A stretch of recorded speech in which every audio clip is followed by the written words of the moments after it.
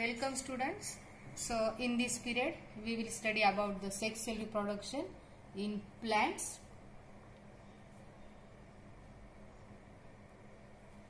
We have already completed asexual type of reproduction. So flower plays an important role in sexual reproduction in plants. So what is flower? You can define the flower. Flower is specialized structure. Flower is a specialized structure produced in plant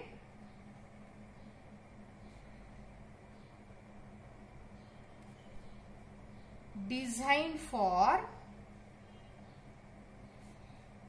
sexual reproduction.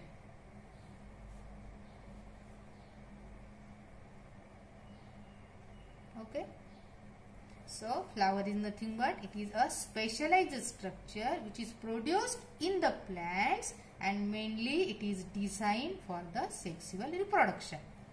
Now we will see the structure of the flower. So a typical flower, it consists of 4 whorls. Whorls. The circular arrangement actually it is called as whorl. So flower, it is having 4 different types of the whorls.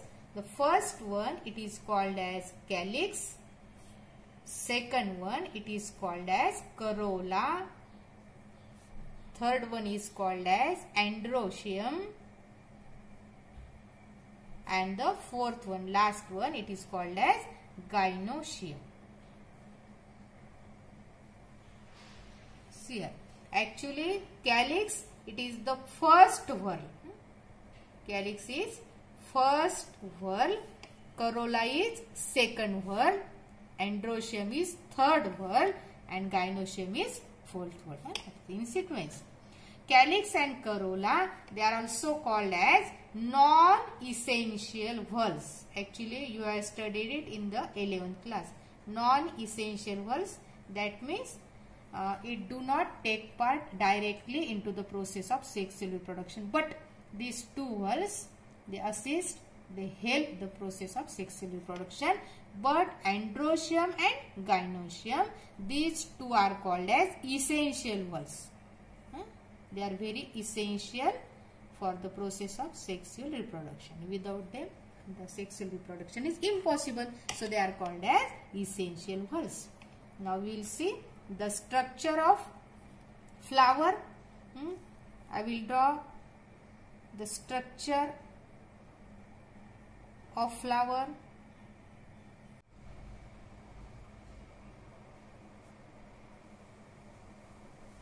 Okay. So I will draw here the structure of LS of flower actually like this. See here, this part it is the stalk of the flower, it is called as pedicel. Now this one, somewhat greenish colored structure, it is called as thalamus. It may be cup shaped or saucer shaped, etc. So on this thalamus the ovary is situated. So this is the ovary, and you know that ovules are arranged here inside the ovary. So these are ovules. Now this structure it is called as calyx. First whorl, second whorl is corolla. Now here we will draw the structure like this.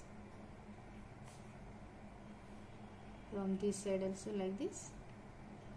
So see here, this is actually the androecium and this one is gynoecium. See here, calyx greenish in colored always, corolla it is colored. Now see here, the corolla it is made up of petals. So petals, these are the unit of corolla or the members of the corolla. And here the calyx, it is made up of the unit or the member called as sepals. So sepals are units or members of the calyx. Now what about androecium? So androecium is male reproductive structure, and the unit or the members of androecium, they are called as stamens. So this is stamen actually. So each stamen, it shows 3 parts. Suppose this is a single stamen. So this stamen, it has filament, the stalk of the stamen. Then these are the anther lobes are there, and the point at which the filament is attached or joined to the anther, that point is called as connective. So this is the connective. So this is the structure of the stamen. So stamen, unit of androecium. And the fourth whorl is gynoecium. So gynoecium, it is a female reproductive whorl. So it consists of the unit, and that unit of the gynoecium is called as carpel, and each carpel is again consists of 3 parts. Ovary, so this one is the ovary. So ovary, this is the style, and the tip here, this is called a stigma. So see here, carpel consists of ovary, style and stigma. So this is the structure of carpel. It also consists of 3 parts: ovary, style, stigma, stamen also. So this structure is LS of flower. That is the longitudinal section of flower, and in this structure we can observe all the 4 whorls present in the flower. Now we will see about the androecium, third whorl of the flower, androecium. See here, androecium is a male reproductive structure of the flower. It is male reproductive structure of the flower. Now the unit or the member of androecium is called as stem. And you know that the stamen consists of 3 parts. First one is filament, anther and connective. Filament and connective. Now we will see about the structure of the anther. Structure of the anther. See here, when the anther is immature, when the anther is immature, in immature stage, the anther is group of, it is a group of parenchymatous cells. It is a group of parenchymatous cells covered by or surrounded by epidermis. So the outermost layer of the anther, it is called as epidermis. Epi means above. Now the anther is having 2 lobes. It is having 2 lobes.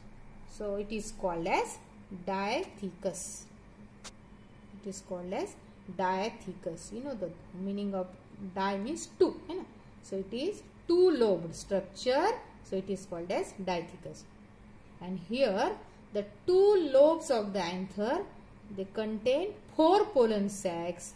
So also called as, the anthers are tetrasporangiate. See here, tetra, you know, tetra means 4.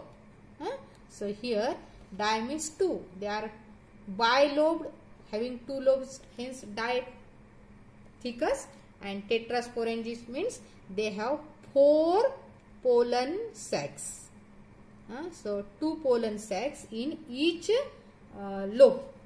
See here, suppose we can draw here like this. Suppose this is the bilobe stamen. So 2 lobes are there, 2 lobes dithecus. Now each lobe contains such type of pollen sacs. So these are 1, 2, 3, 4. 4 pollen sacs are there. So called as tetrasporangid.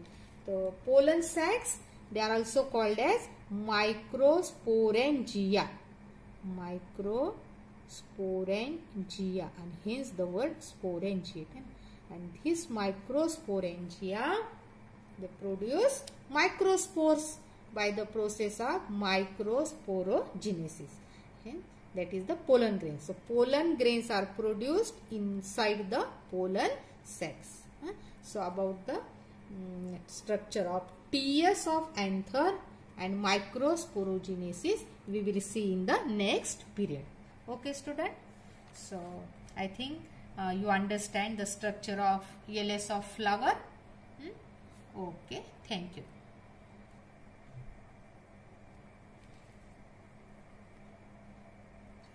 Okay, students, if you like this video, then please press the like button, share, and don't forget to subscribe my channel. Okay, thanks.